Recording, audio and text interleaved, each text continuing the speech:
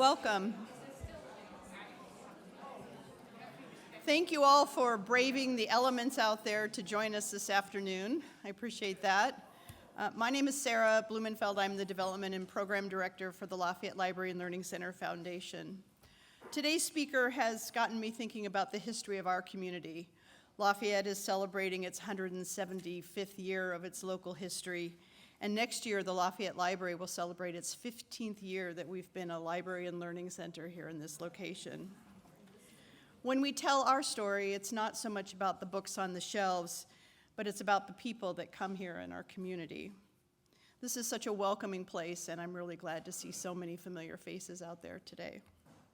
Our programs like today's, or the library's Tai Chi or Story Time, or Friends Sweet Thursday or WOW program, they are all seen as library programs. And I'm pleased that our community sees the library as one organization. As a matter of fact, it gets a little confusing at times, and someone actually emailed me a few days ago asking if I could renew their library books for them. It's not something I do.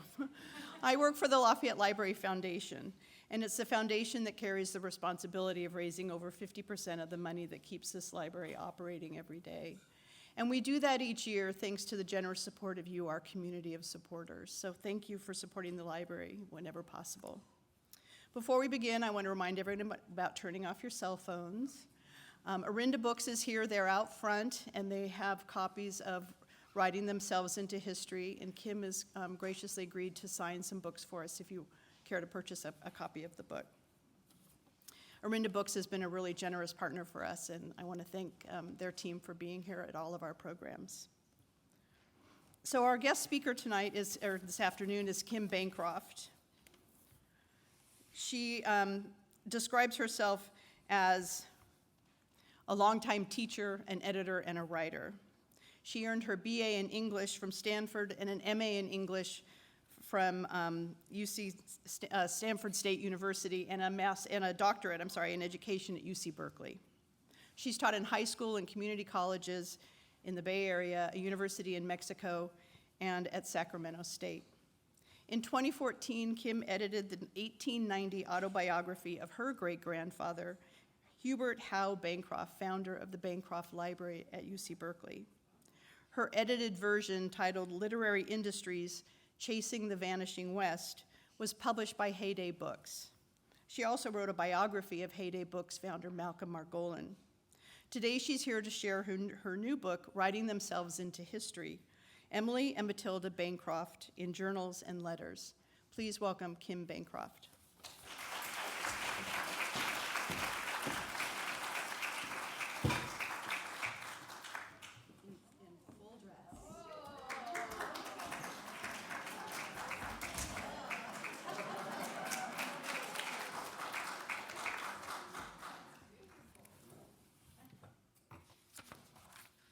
I'm so excited to see you all here, and I'm glad that your stage coaches made it through all of the mud and the hail as well as mine. I'm thrilled to know that we can gather here today in honor of Women's History Month, and I thank the Lafayette Library for inviting me to come here. This is an illustrious organization, and it's wonderful to be here. I thank in particular Sarah Blumenfeld and Beth Needle for inviting me to be here and for facilitating this presentation. I'd like to begin that we're all privileged to gather on this land wherever we are that would not exist were it not taken from the original indigenous inhabitants here, the Saklan Miwok, and not to mention the Mexican people who had their lands taken next in line. May we never forget our debt. I'm so honored to share with you the work of Matilda and Emily Bancroft for Women's History Month. And I'll focus on their experiences that tell us of the women's roles in the 19th century with a lens of race and class as well. These two women spent countless hours writing out their stories, and they had no idea that they would ever be public, they would be published. They've now escaped from the archives. They represent how women have been, in effect, silenced over centuries, perhaps out of malice or simply ignorance, when a culture deems that women's voices are less important than those of men. Men have historically dominated the public sphere in politics, business, academics, the military, government, and much more, as was true of Hubert Howe Bancroft, my great-great-grandfather and the great-grandfather of some of my cousins here, I see. He was an extraordinary bookseller, printer, publisher, businessman, collector of Western Americana, a writer and collaborator of history, the Pacific West, the whole Pacific West, and a founder of the Bancroft Library, now at UC Berkeley. Like many wives, Bancroft's two very strong wives, Emily Ketchum and Matilda Griffing, contributed enormously, albeit privately, to his life, his home, his comfort, which in turn contributed to his ability to produce his humongous projects. Now, in the case of his second wife, Matilda, my great-great-grandmother, she also contributed to his public work, yet she received little to no credit at the time. And she may not have expected any credit, given that she had a certain understanding of the limitations of women's roles back then, and perhaps still, yet she pushed on those boundaries. And that's what we'll explore today. We can learn about the contributions that these women made, like so many have across time and place, to support not only their families in private, but also to support the public construction of cultures and communities everywhere.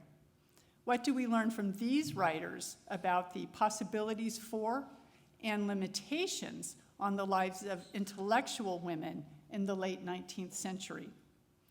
We'll begin with Emily, and through her glimpse into the educational possibilities for some middle-class women of the time. Emily's father was a Buffalo merchant, and he could afford to send his two daughters to a small boarding school in Farmington, Connecticut called Miss Porter's, and it's still there. Emily attended around 1850. It was unusual for girls' schools at the time, some of which focused on more domestic skills. Miss Porter's scholars, as she called them, took advanced subjects such as trigonometry, chemistry, physiology, geology, along with literature and history, and rigorous exercise, which was also unusual at the time. And those long dresses would be a real, literal drag to haul up those hills, let me tell you. In an 1851 letter, Emily wrote to her older sister about being impressed by the college-educated young men she was meeting. That indicates to me she was looking for a smart beau, as she said. And in Hubert, by the way, she did not meet a college-educated man when they eventually met in 1859. He had never gotten a proper high school education. He came from a poor farming family in Granville, Ohio. They couldn't afford to send him to high school, much less college. And so he was completely an autodidact, which is to be admired. Other letters in Emily's collection point to her clever and humorous side, and we get a sense from one letter writer of the options for middle-class women in her day. A few letters were signed by Fred Perkins, likely written by Frederick Beecher Perkins of the famous Beecher family back east, and the future father of Charlotte Perkins Gilman, who wrote an 1892 novella called The Yellow Wallpaper, which portrays the dangers of a sedentary, closed-in life for women who had been treated with this forced being homebound by doctors who decided that they had hysteria. And so they were recommending that if they were too overwrought, they needed to stay at home and in bed. That novel was an early cry for women to be able to engage more actively in society and not be closed in for whatever reason. So it's intriguing that at a young age, The father of Charlotte Perkins Gilman was corresponding with Emily, and Fred Perkins had this to say in his 1851 letter to Emily. You speak of your being dissatisfied with the insipidity of your life at Buffalo. I have very often reflected that young women were not pleasantly put in society. So many of their years are only frittered away. I am sure if I were a woman, I would, under such circumstances, either cut my throat, go teach school, or get married if I could in a month. So what options he laid out, right? Short of cutting one's throat, what were choices that smart middle-class women had in the 1850s? One, as Perkins said, was to become a teacher or governess, but once you got married, you had to quit.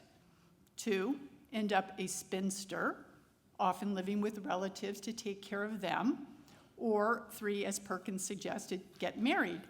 That might be a risk as well. Marriage might mean, especially in those days, getting married off to a man who needed a wife, whose wife had died. He was a widower and needed somebody to take care of his children.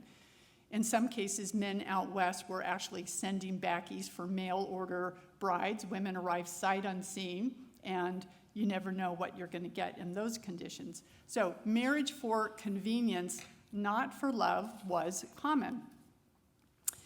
That Emily was loved in her marriage to Hubert Howe Bancroft was fortunate. In this note to her sister discussing a friend's upcoming marriage, Emily concluded by affirming the love in her own relationship. She said, "It must be a miserable life without the love. I wouldn't want to try it." When Emily met her future husband in 1859 in Buffalo, H.H. Bancroft had a San Francisco store for selling books and stationery. It eventually became the finest on the whole West Coast, but in 1859 it was still a modest enterprise. At age 16, he had gone to Buffalo in order to learn to sell books with his brother-in-law there. And on a trip in 1859, he was there to restock his supplies, and we assume that that's where he met Emily. And he said he was enchanted. In his autobiography, Literary Industries, he described her as having an, quote, above the average female intellect and, quote, a cultivated mind.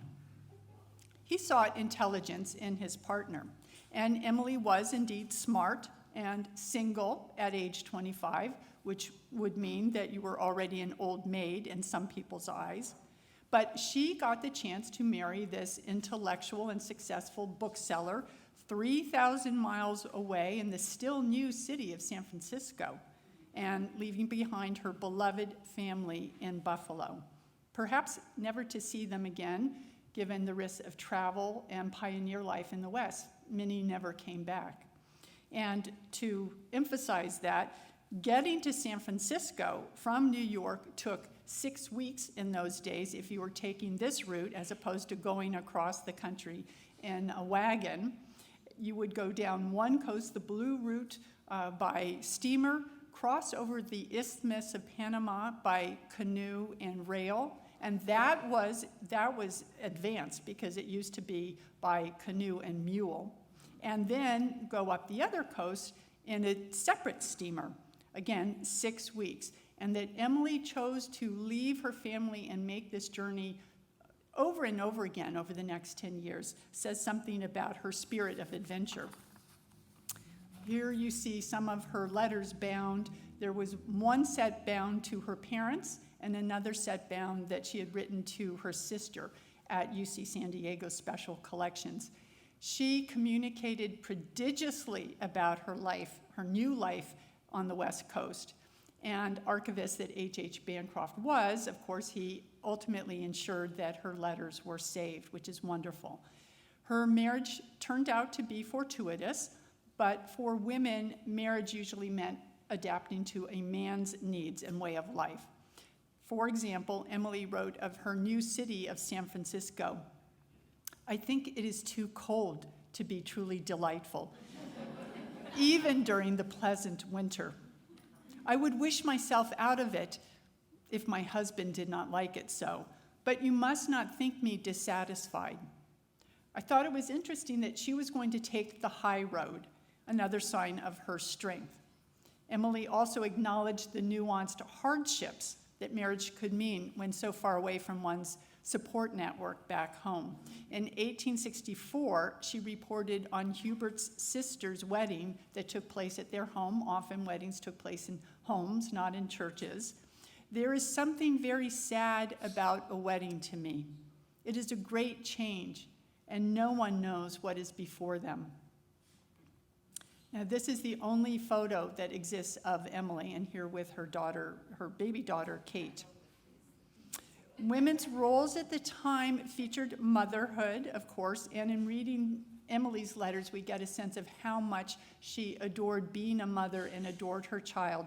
Her letters were full of stories about what Kate said and did and some of the mischief she got into. We also get a renewed sense of the dangers of giving birth in those days from her letters. And I would say since, because I note that there are still many women, especially African American women today, who are particularly vulnerable in childbirth. And as I was reading these letters and writing this book, I often thought about what has not changed for women. At the time, giving birth was somewhat pathologized in the common language of the day. It was called being sick. A woman was going to be sick. Emily described how other women she knew had perished in childbirth or whose babies had not survived. She wrote, "One of my neighbors last week lost a little baby. My friend was taken with convulsions, lay delirious for 3 days, and in that time, her baby was born dead. She has suffered so much, poor woman. Last spring, she had very much the same experience." Back then, men were not expected or even wanted in the birthing room, and all births happened at home. But any available hands that could provide help were crucial, including those of men. After giving birth to their daughter, Kate, Emily described the process in as much detail as possible for her mother. "Early Tuesday morning, I was awakened by severe pains in my stomach. They grew worse for about half an hour until I told Hubert it didn't seem as if I could stand it. At last, I told him he must send for the doctor. Upon examination of my garments, I told Hubert to get a piece of oilcloth. He fixed my bed. Hubert had called the girl and told her to heat water. The doctor came then and said the baby would soon be here, and so it was in about 15 minutes. I did not suffer at all after the first pains. Hubert gave the doctor one of my flannel shirts in which the infant was enveloped." Her letters continued to be filled with news about her baby and the family and what they were doing, where they were going. I loved one particular letter about when she said she was taking Kate down to North Beach when it really was a beach to go play in the water. But Emily herself would lose 2 more babies. This is an 1864 letter marked private because letters were widely shared as entertainment, read to the whole family, given out to the neighbors, with little other entertainment available, and especially letters coming from California describing this new state, this new life. This 1864 letter was deemed private because Emily was reporting on the death of her healthy infant baby, was born perfectly fat and healthy looking, she said, and 2 hours later it died. And she wanted the letter to be private because she explained to her mother how Hubert had helped her deal with her painfully engorged breasts after the birth by finding a little puppy to help draw off the milk. I'd never heard of this method before. Her sister alluded to using the same method, so this is something that perhaps other women did at the time. The doctor informed both Hubert and Emily at that time that she should not have any more babies. Aside from motherhood, what do we learn about women's work from these letters. These are not images from the Bancroft family, but I think they help represent some of the many things that Emily talked about that she was engaged in doing.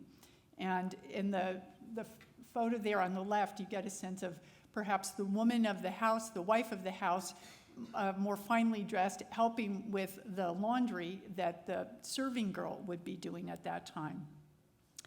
Both Emily's letters and Matilda's letters shed light on the role of other women who were hired to help in the homes of middle and upper class women. Emily was very lucky to have a serving girl. In part, she needed one because she was plagued by these terrible headaches, the kind that just lay you out. She called them the sick headache. And so she needed somebody to help take care of her daughter and do some of the other work.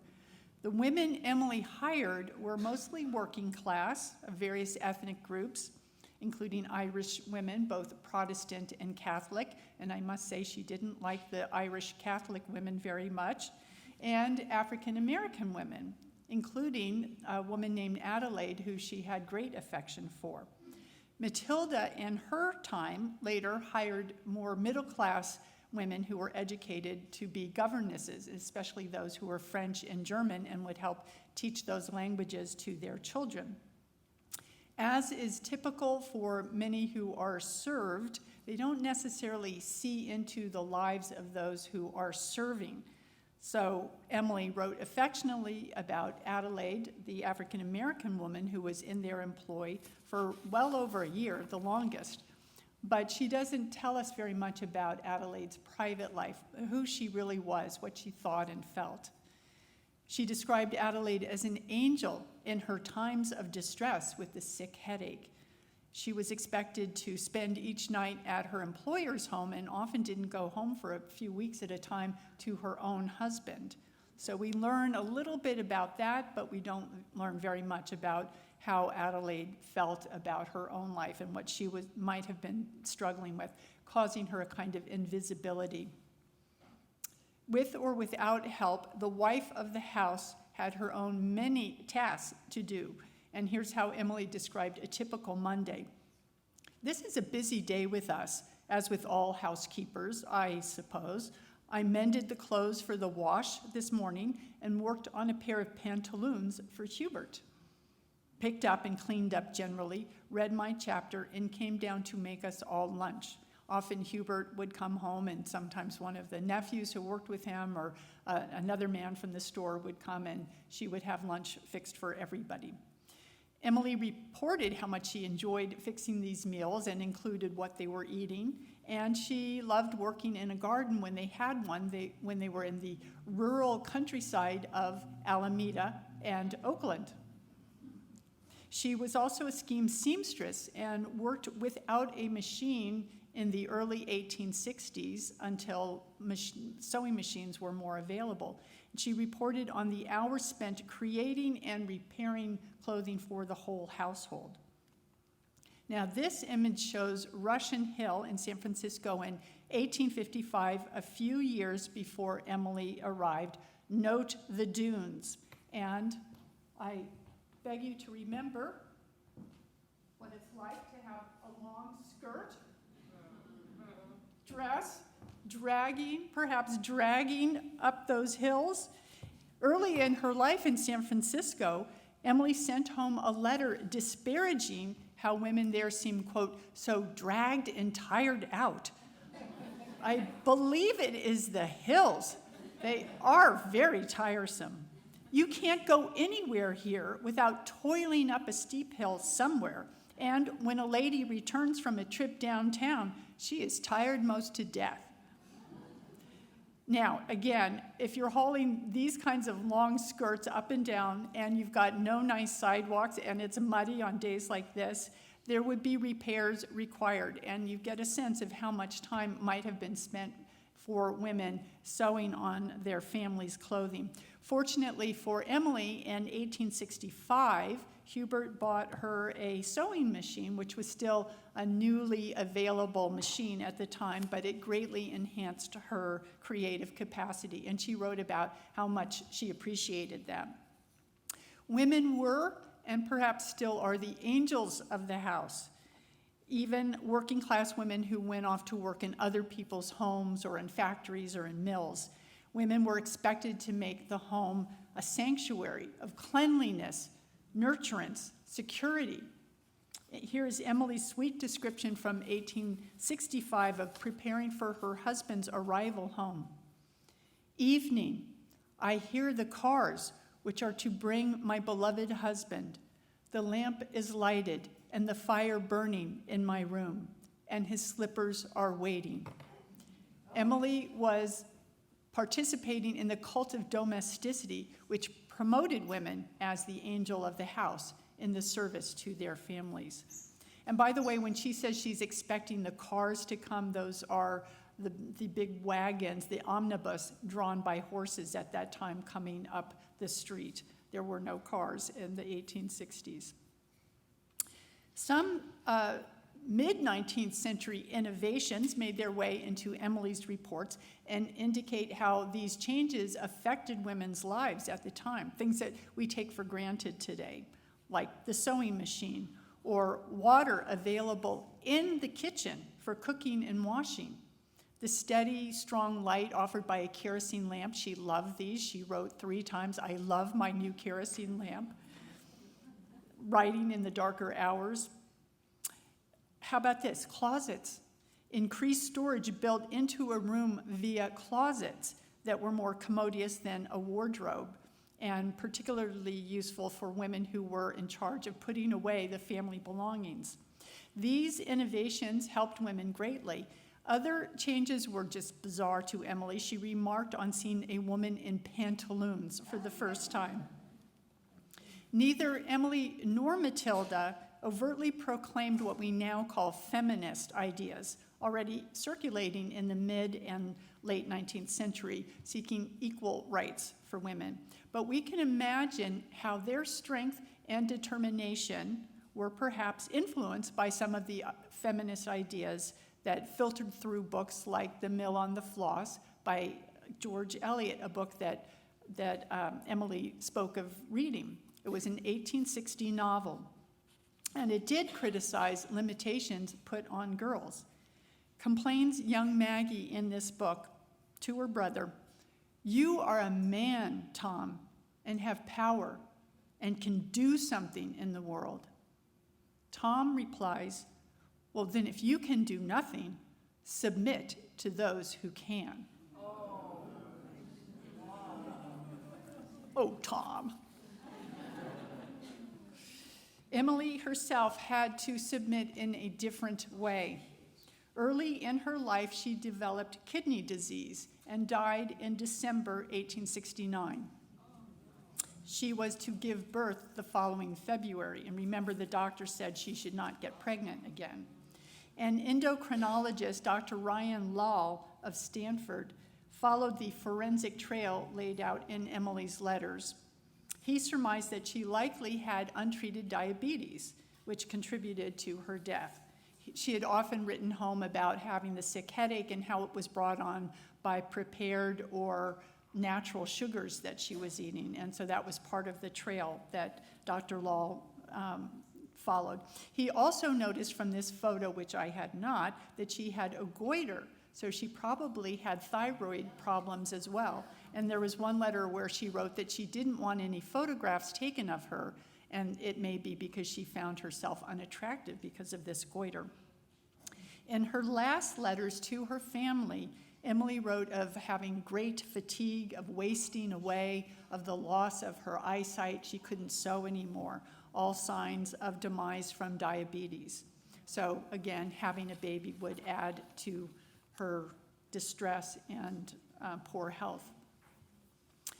H. Bancroft greatly mourned the loss of his wife, and when I learned that there was a first wife, I went to his autobiography, this literary industries, 800 pages, and that was the first time I learned that Emily existed, and I was greatly moved by what he said about how her loss affected him. He fell into a depression, but by then he'd begun this project of collecting everything he could find on the history of the Pacific West. His bibliomania, he called it: books, pamphlets, maps, posters, newspapers, government documents, oral histories, you name it. He wanted it all. A few years after Emily's death, he found relief from his depression when a woman friend suggested to him, "The next 10 years will be the best in your life. What will you do with them?" He was an ambitious man already, and that was what he needed to push him into the next phase of his life, apparently. By 1876, he had a huge printing and publishing enterprise on Market Street in San Francisco, along with his bookstore and library, which now had 16,000 items that he had collected. He started out with 60, actually. In seeking a renewed purpose for his life, Bancroft made use of this library and of his businesses to continue funding the collecting of yet more and more items, and to hire assistants who continued to not only collect, but to write for him. He decided he wanted to use that library to write. He started out thinking about an encyclopedia of the West, but then it became Bancroft's work, A History of the Pacific West, in 39 volumes, several on California, several on many other states.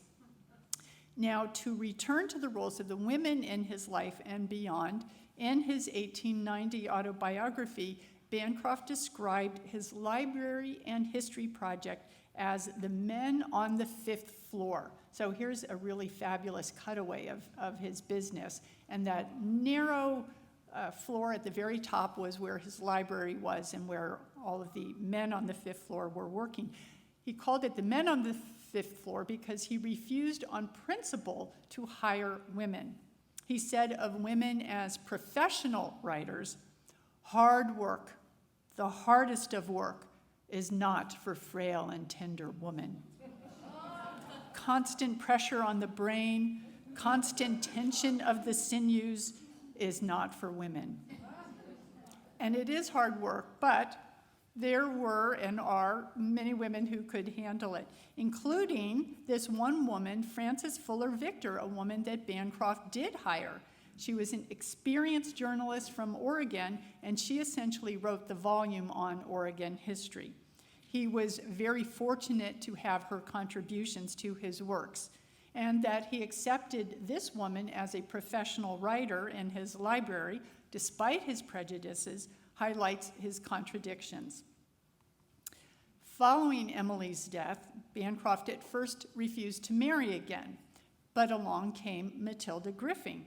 Now, how he described his fears of marriage tells us much about the woman he did marry. Her great intelligence and her dedication to the work that she would be permitted to achieve in the guise of wife of a scholar. Bancroft feared that he'd end up with a wife who would distract him from his work, who would prefer to socialize, as he said, and, quote, "so confound me that I should never be able to complete my labors." In these concerns about a future wife, he relied on stereotypes that prevailed at the time and perhaps now. He wrote, "Do not all women delight in the fopperies of fashionable life more than in what might seem to them dry and fruitless toil? Where should love be found in a female mind of fair intelligence?" In Matilda Coley Griffing, he found such a wife, 17 years younger, very intelligent, and very enthusiastic about her future husband's endeavors. She came from a merchant family in New Haven, Connecticut, and like H.H. was an avid reader.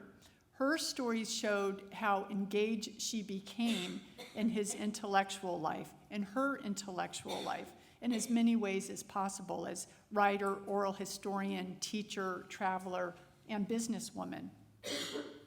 Despite H.H.'s criticism that women should not be professional writers, we know that he did encourage Matilda to write in these diaries early in their life together.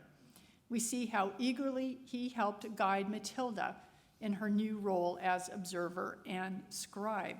Following their marriage in October 1876, they went to Philadelphia's Amazing Centennial Exposition, and H.H. wrote about watching his new wife embrace all that she was learning. With new interest, Mrs. Bancroft now regarded everything pertaining to the Pacific coast, such as photographs of the vividly displayed scenery of the West, all clothed in new charms for her. The newlyweds traveled for several weeks on a working honeymoon because H.H. was still collecting oral histories, and again in her first diary pictured here, Matilda described meeting some of the major figures in California history: Captain and Mrs. John Fremont, Major Wesley Powell, General John Sutter and his wife. Matilda described her transformation during these weeks of travels and meeting these folks. "It was opening a new field to me," she said, "and one in which I had every reason to enter with keen enjoyment." H.H. described her helpful role as he took dictations, or oral history, from General Sutter, the man on whose land gold was first discovered. "Meanwhile," he wrote, "my devoted bride sat patiently by, sometimes sewing, always lending an attentive ear, with occasional questions addressed to the general." Similarly, when they returned to San Francisco, Matilda reported on meeting many of the early Californios, the first Mexican Californians, including General Mariano Guadalupe Vallejo, the last Mexican governor of Alta California. For a young woman with a bright mind, Matilda was surely having a heady experience meeting all of these people and watching the unfolding of California before her through her husband's work and what would become her own. One also sees how Matilda modeled herself on other wives of literary men, women who were true helpmates in their husband's work. She commented that Mrs. Fremont, Jessie Benton Fremont, was, quote, thoroughly engrossed in her husband's literary work and reputation, assisting him now as she has done for years, writing and arranging notes. A former Governor Pacheco's wife, Mary McIntyre, a playwright, Matilda wrote, "His wife is quite talented as an artist and writer and is successfully dramatizing several works. Some pieces have already been put on the stage." But Matilda was also learning about the potential limits to women's writing ambitions. Of another acquaintance, Matilda wrote, "One lady, Mrs. Dr. Toland, pleased me very much by her finely cultivated mind and rare talent as a poetess. Her choice of words and beauties of thought were wonderful as she repeated them in our rooms, verses of her own composition.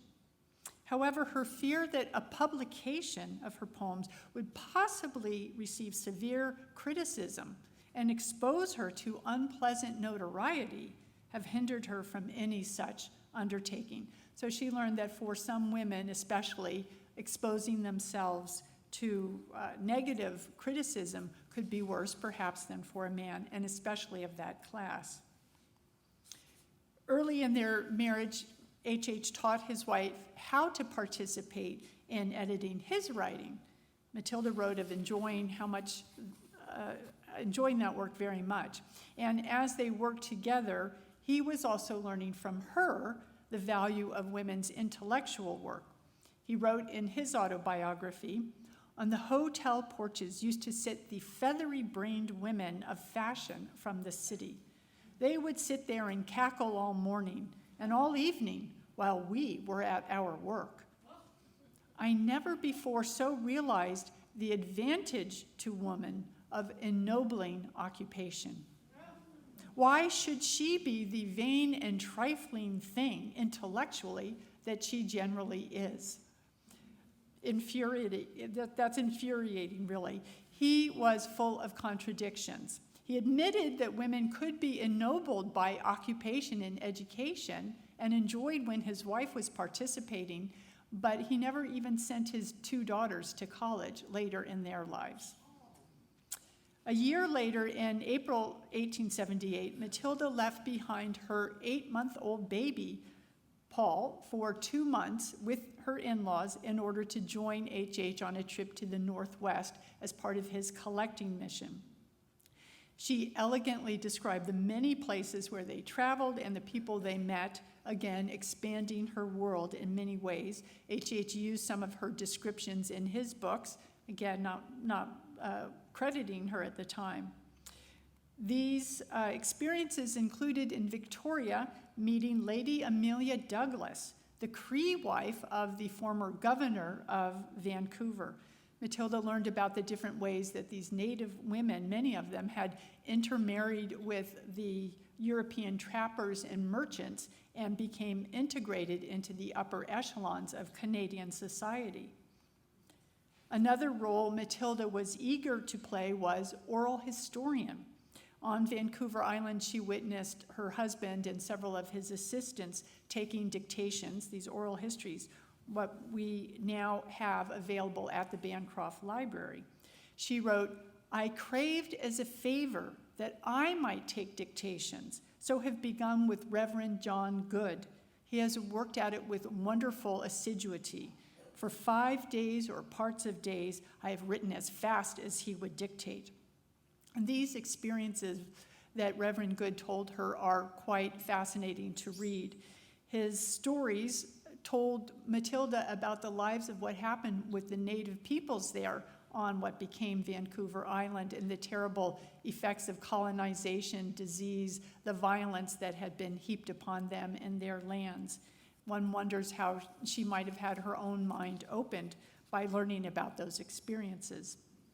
Her opportunities, however, to continue playing this role as oral historian were limited by her gender and lack of education. Returning south through Port Townsend, H.H. met Amos Bowman, who had an engineering degree.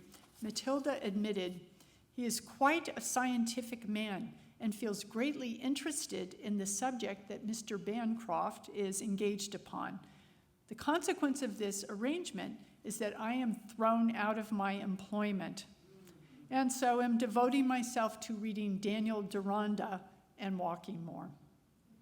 Later on this trip, H.H. sought a dictation from a Captain Ellicott about his work on the Coast Survey. The captain's comments to Matilda provide a glimpse into the special position that she held as a cultured woman sharing in her husband's endeavors. She wrote, "Captain Ellicott questioned me to understand my interest in my husband's work and said he did not know another lady on the Pacific coast who had such an opportunity for culture and education and for obtaining general information as I have," a conclusion which is very gratifying. Matilda continued to contribute to her husband's work.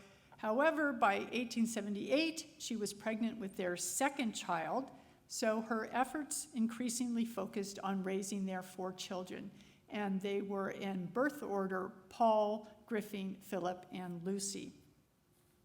But she didn't stop writing. In fact, she wrote a memory book for each of her 4 children during the first 10 years of their lives.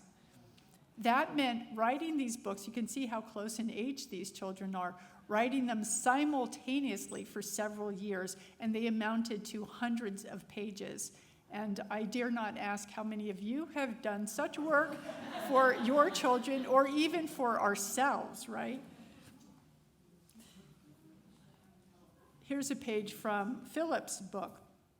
I also found it amazing that her fluid writing style lacked crossouts and corrections.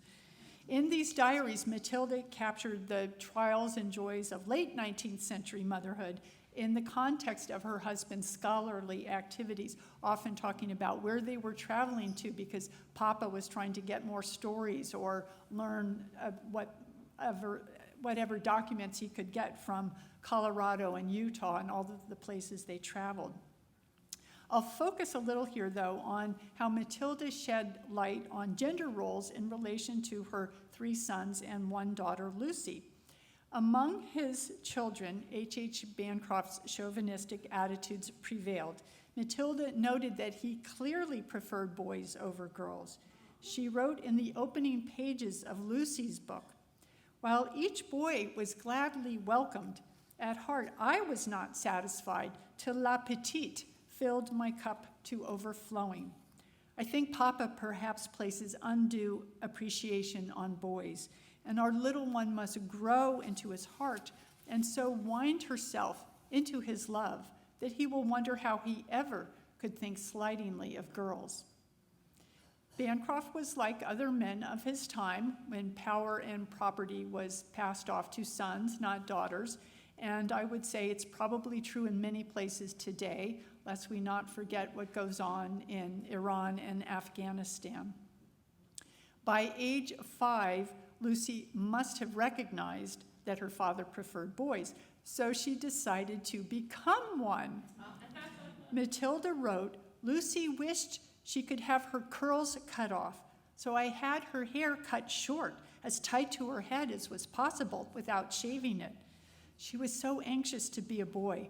The transformation was complete when she put on Brother Philip's outgrown jersey. Just as we left the barber's, someone asked her name, and she answered unhesitatingly, 'Tommy, I'm a boy now.' When Papa came home, she met him on the road in her new guise, with jersey, straw hat, and cropped hair. Of course, he didn't recognize her for a moment, which brought her great delight."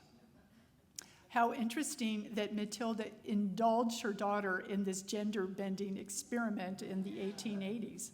And she supported Lucy in being spunky, as she called it, because she thought that boldness would enable her girl child to succeed. She wrote, "You are a spunky little piece, but some spunk is necessary to carry you through life." The different standards for the boys versus the girls in this family were overt, and I would say that was true for families everywhere at the time. The boys were expected to harden themselves, not Lucy. And more importantly, the boys had the opportunity to attend an elite boarding school and go to an elite college, but again, neither daughter had that opportunity. By the way, it was really fun tracking down many of the descendants along the family tree that I didn't know existed, and I found Pauline Bancroft Hines, to learn more about who is Lucy's granddaughter. And I was thrilled to get this photo of Lucy finally wearing pants in freedom. I want to conclude by weighing the extent to which these women's ambitions were thwarted or not. I don't think that Matilda was oppressed by the standards we might think of today relating to what her life was back then. She had a wealthy husband who respected her intelligence and her writing skills and relied on them, and even relied on her business skills.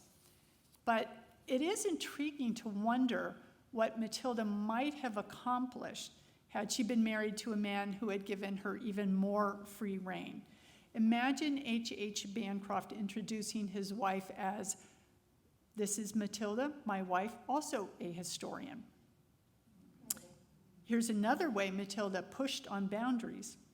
Though she'd been thrown out of work as an oral historian on her 1878 trip to the Northwest, a few years later, she was reemployed, not for pay, to take dictations of Latter-day Saints women, including Jane Steiner Richards, pictured here. H.H. Bancroft was very inclusive and wanted to be sure that the Mormon perspective in his history of Utah would be given fair hearing. Now, it would have been improper for a man to ask personal questions of the family lives of these Mormon women. But Matilda was able to elicit from the interviewees very significant and personal information about the conundrums they experienced when their husbands sought to take another wife. Matilda captured how these women were able to reconcile through their faith the nature of plural marriage. And it's remarkable to think how she listened to them with such respect, given the fact that she probably did not agree with polygamy as a way of life. She captured truly intriguing stories about these sister wives, and again, they are in the collections of the oral histories at the Bancroft Library. Matilda also proved to be a capable businesswoman and was a bit of a dreamer and schemer. She helped oversee the building of one family home in San Diego and the progress of 2 farms, including one in Walnut Creek. and this one outside of San Diego. H.H. wrote to her that she was making, quote, a very good farm superintendent. She also worked with her 2 adult sons who were supervising family hotel businesses at the time, and she had wonderful ideas about how to bring in more clients and have lectures and field trips for those folks. H.H. praised her ability to manage these properties. He said, you see, I compliment you by talking to you as a first-class businessman. But Matilda could never entirely take control of these properties herself, had she wished. Finally, we have a poignant example of how Matilda reached for something grand with her brilliant mind and deep compassion and ambition, yet fell short, I believe, because of the limitations imposed on her. When the family sought to sell this San Diego farm, Matilda schemed to make it into a sanitarium, or a kind of refuge for the urban poor, after listening to a lecture by Jacob Riis, who had come out with an 1890 book called How the Other Half Lives, an indictment of urban slum conditions in the East in particular. In 1905, Matilda explained to her son Griffing her scheme for converting their farm into a beneficial social project, having just heard a speech by Riis in San Francisco. I have written to Mr. Jacob Riis a strong letter, which I think will carry considerable weight and enlist his sympathy and help. I told him that when he was here in San Francisco, I attended his lecture and was very much impressed with his ideas regarding poverty and relieving or minimizing it, what an individual could do, that a great power for good was clear in my mind. I told him of our plan for the preservation of families and the prevention of sickness and consequent pauperism, and that to carry out the idea, hundreds of acres would be necessary and a large amount of money. Then I went on with an enthusiasm and faith in the project that I really feel. I asked him if he wouldn't come out to California and father the plan, give the project his support, and so make our philanthropists have confidence in it. Matilda's plan was never adopted, but it does show her visionary ability and her passion for promoting the good. Unfortunately, she had to rely on her sons and her husband as proxies for some of this dreaming and scheming, and they didn't come through. She didn't have the power, or one could say she didn't take it as a woman of her time and class. Matilda died relatively young at age 62 of angina, of a heart attack in effect. Her husband was already 78 and would live 7 more years. One of the family relatives wrote in her oral history that Matilda was small of stature, and her opinion was that H.H. Bancroft just tuckered her out because he was so full of energy and had these enormous projects. He was peripatetic, he was always on the move, and it was difficult for Matilda, who also wrote about her own internal ailments in her diaries. However, I think that we at least have her words to end with, that she was a woman of large heart and ambition, and I'm glad that she was able to write so much about what she wished to accomplish and what she did accomplish. So I thank you for your attention. If you're interested in any other talks, I have some information there, and also blogs that I'm writing about how I hope people will save their own family history. I was very lucky, as are my other relatives, that we had all of these works available to us. And I'm thankful to some of the women in the family, the other descendants, who decided to tuck them away in libraries and make sure they were saved. So I appeal to all of you to go through your attics and drawers and boxes and find what's hiding there and do something important with them, save them, because they're wonderful ways to connect to our past. So thank you.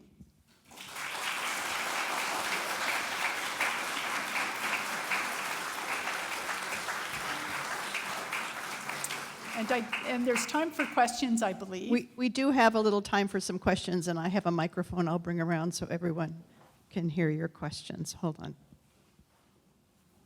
Was that the Ruth Bancroft of the Ruth Bancroft Gardens? Yes, yes. And in fact, we have some representatives right here, my relatives, from the Phil and Ruth Bancroft side of the family. And the Ruth Bancroft, actually, in late June, I'll be doing a talk there. That's listed on the events site of my website that's being hosted both by the Ruth Bancroft Garden and the California Landscape and Garden Historical Society. And so there's some wonderful historical photos and many more stories that Matilda wrote about the development of that farm. I have a question about Yale. Isn't your Bancroft library there at Yale? At Yale, no. Oh, I thought there is one. No. At Berkeley. Anybody else? Is the information that you have at the Bancroft Library, is that available online? Much of it is. They're trying to digitize as fast as they can, and I'm not sure if Matilda's diaries are digitized or are available online. That's a good question. When I started this project, I just went and sat there and copied, typed for a couple of years. I think that some of Emily's letters are on microfiches and that you can potentially get those digitally. Is the library mostly Bancroft, or are there other American, West California families on that website, in the library? At the Bancroft Library? Yeah. Oh my gosh, there are thousands of families whose histories are there, and the oral histories that H.H. Bancroft did himself and his assistants did. I mean, you could go on there, and if you've got ancestors that came here in the 50s and 60s, there might be oral histories from them at that time, and the early Californios as well, the Mexicans who were here in the beginning. Would you step aside and let me take a picture?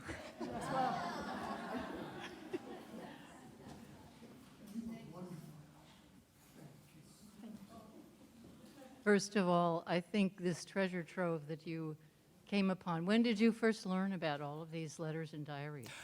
Well, that is a wonderful story in itself. I actually, in 2008, the Bancroft Library had undergone a renovation, and so I went to go see the new digs, and upstairs in one of the reading rooms was the diary, the 1876 diary from Matilda, and Teresa Salazar, the curator of Western Americana, all hail to Teresa, said to me, "Kim, you should come in here and read your great-great-grandmother's writings. She was a writer in her own right." And because of that, I went in and I started reading Matilda's diaries, and she was referring to Kate Bancroft, or Sister Kate. And, I had grown up hearing about the three boys, Paul, Griffing, and Philip, and we revered them greatly through the generations. I had never heard of Kate. I didn't remember much about Lucy. So that's when I decided, I'm going to read the H.H. Bancroft's autobiography, and it's a wonderful book. He was very delightful in the way he wrote, self-denigrating at time and ranting at time, and full of wonderful history. And there is how I learned about Emily. And then I started looking for her online and found out that all of these letters were at UC San Diego. And so is Lucy your great-grandmother then? No.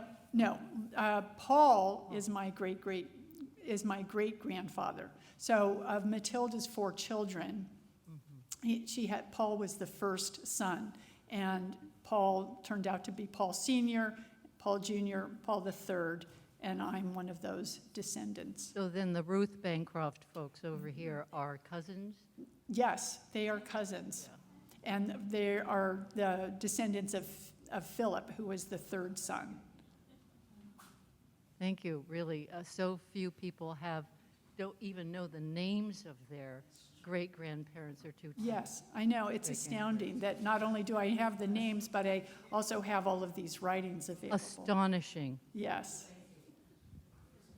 Okay. Kim is going to be available to sign her book outside, so let's thank her for coming, and thank you all.